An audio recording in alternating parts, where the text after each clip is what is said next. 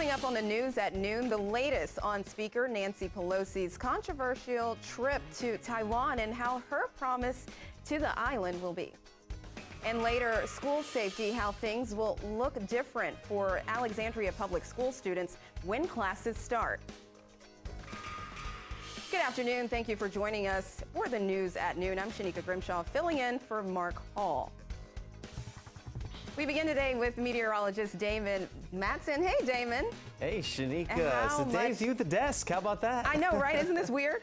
It is indeed. It is indeed. But hey, we're in here. We're staying cool as we go throughout this day today that is going to turn out to be a hot one. But are we talking about it being hot and humid just yet? Or do we have some time to enjoy these more comfortable conditions? We'll let you know in just a bit. All right, House Speaker Nancy Pelosi has left Taiwan after a visit that drew threats from China. While Pelosi was in Taiwan, she made it clear that her trip shows the U.S. will not abandon its commitment to the self-governing island. Take a listen. Today, the world faces a choice between democracy and autocracy. America's determination to preserve democracy here in Taiwan and around the world remains ironclad. And we're grateful to the partnership of the people of Taiwan in this mission. Pelosi is the first Speaker of the House to visit Taiwan in 25 years. Fairfax County Police are investigating an officer-involved shooting. A man was shot by an undercover detective who was trying to make an arrest. DC News Now's Christy Matino tells us what we need to know and what officers are still working to learn. This is what's left of the scene here on Patrick Henry Drive. These are the markings where the suspect's vehicle was blocked by police as he tried to escape an attempted arrest. One man is in the hospital with non-life-threatening injuries, and it's still unclear what caused the officer to fire. Police say a man was shot and injured Tuesday night by an undercover narcotics detective who was trying to arrest him. Police say the man was shot in his car. That's after the suspect's vehicle jumped curbs and attempted to speed away, but officers blocked the car in, and that's when the officer shot his weapon and hit the man. Police say preliminarily it appears to be in his arm. Now police are working to piece together more details to this case. Part of our investigation is to not only identify persons who were involved in the incident, but witnesses. We routinely interact with family members and loved ones. You know, it's a very thorough criminal investigation. It's a very thorough administrative investigation. More details on this investigation are expected to be released today, and if not today, in the coming days. In Falls Church, Christy Matino, DC News Now. All right, thank you, Christy. A standoff between Fairfax County Police and a man armed with a rifle ended peacefully overnight. This is video from the scene last night on Rio Drive near Leesburg Pike in Falls Church. According to police, the suspect at one point went on his balcony before going back inside. It is unclear what prompted the man to barricade himself in his home, but police now have him in custody. An invitation to Texas. Mayor Bowser is being asked to come to the southern border. Texas Governor Greg Abbott is extending the invite. He wants Mayor Bowser and the mayor of New York to see firsthand what he calls the humanitarian crisis there. Texas Governor Greg Abbott extended his invitation to both Mayor Bowser and the mayor of New York just so they could see firsthand the crisis that's happening at the southern border. Now, just last week, Bowser asked the D.C. National Guard to be activated. She says the city needs help managing the migrants coming from Texas. And according to her office, nearly 200 buses carrying more than 4,000 migrants from the southern border to the Capitol in protest of President Biden's immigration plan.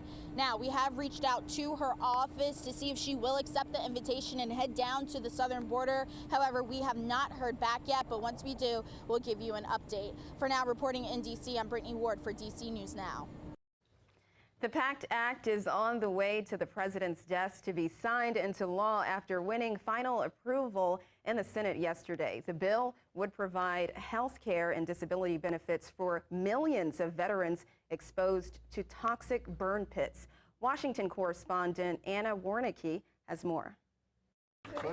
Senators joined veterans outside the Capitol late Tuesday to celebrate the passage of the Honoring Our Pact Act. To our veterans who have been exposed to toxic chemicals from burn pits, we have your back, finally. Moments earlier, the Senate passed the bill 86-11, expanding life-saving health care benefits for veterans exposed to the toxic fumes of burn pits. No more, no more will veterans go to VA hospitals and be told, get a lawyer, go find some arcane, ridiculous proof before we'll give you help. The $280 billion package would no longer force veterans to prove that their illness was caused by toxic exposures suffered in the military in order to get VA coverage.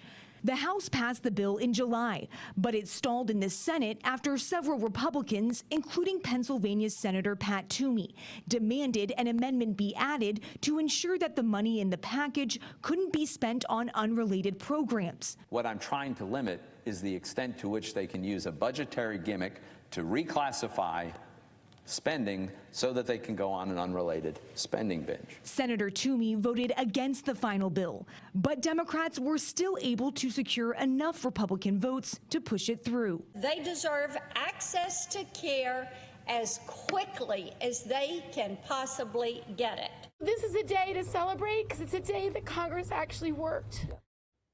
And today, President Biden is expected to sign the CHIP and Science Act of 2022. The bill will lower the cost of everyday goods, strengthening American manufacturing, creating goods and paying jobs for bolster economic national security. A dire warning from Governor Larry Hogan says there are a limited amount of monkeypox vaccines in Maryland.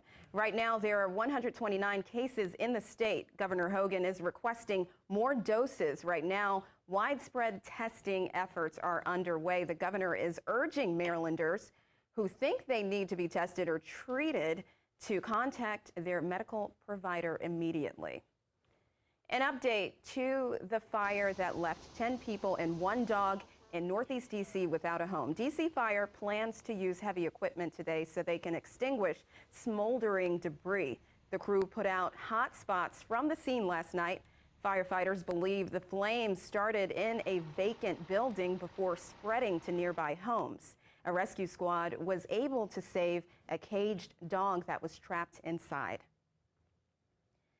And D.C. police are offering an award up to $25,000 to anyone who can help make an arrest with Monday night's mass shootings. Police identified the man killed as 24-year-old Lance Melvin of Southeast D.C. 5 other men were also shot at the Aziz Bates Court apartment complex on F and 15th Streets. They are all expected to survive. DC News Now is your local election headquarters. Just 120 votes separate the candidates for Montgomery County Executive. Incumbent Mark Elrich is currently ahead of businessman David Blair. The two have been crossing each other since the votes started coming in. The biggest challenge is the volume of mail-in ballots. There are more than 74,000 of them. That is a 700% spike compared to 2018 and the second most in the country. The spokesman for the Montgomery County Board of Elections said they're working hard to finish counting the votes. So in the state of Maryland, we're one of the most populous counties. We had over 115,000 mail-in requests. We have logged in as received over 74,000 mail-in ballots. And until today, we have about 11,000 more to process. We will be here tomorrow, again, 10 a.m. And the goal is on Friday to initiate the provisional ballots to end by Friday, 6 p.m. Zelaya and the elections team are expected a recount and are looking at the resources needed to pull it off. They hope to have a winner by Friday, 2 weeks after the July 19th primary. Fairfax County Police need your help on a nearly 30-year cold case. Landscapers working in a wooded area in Centerville found the skeletal remains of this woman in December 1993. Detectives believe that the victim was between 27 and 34 years old. They believe that the jewelry deteriorated, clothing, red comb, yellow beret belonged to the victim. If you know anything, contact Fairfax County Police. The search for a father and son who went missing Monday afternoon in the Potomac River is now over. Maryland Natural Resources Police say the body of 43-year-old Elias Sandoval Pimentel was found yesterday. His 10-year-old son was located late Monday by the Charles County dive team. Authorities say Pimentel jumped into the water to save two of his kids who were struggling to swim. Pimentel's 12-year-old was rescued, taken to the local hospital, and he is expected to survive.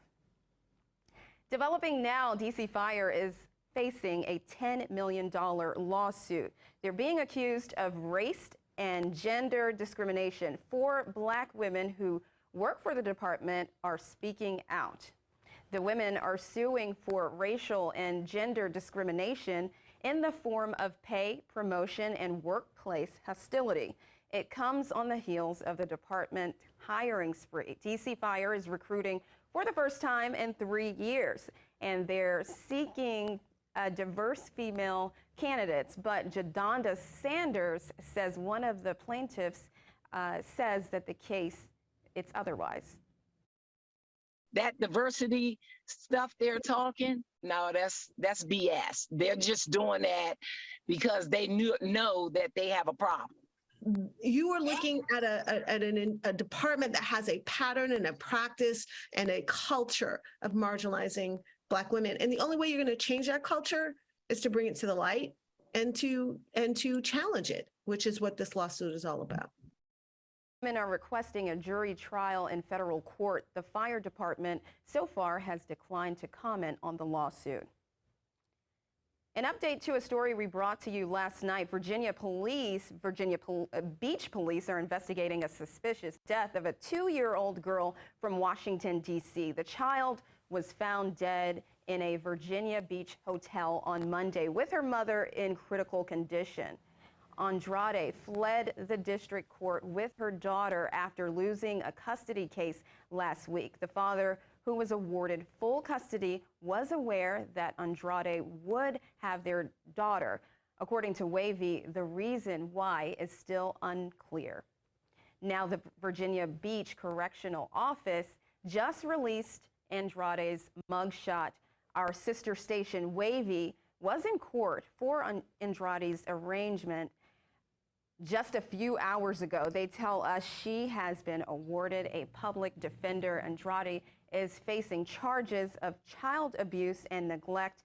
The Commonwealth's attorney says investigators are still determining if she will be charged with more. Her bond hearing is set for tomorrow morning.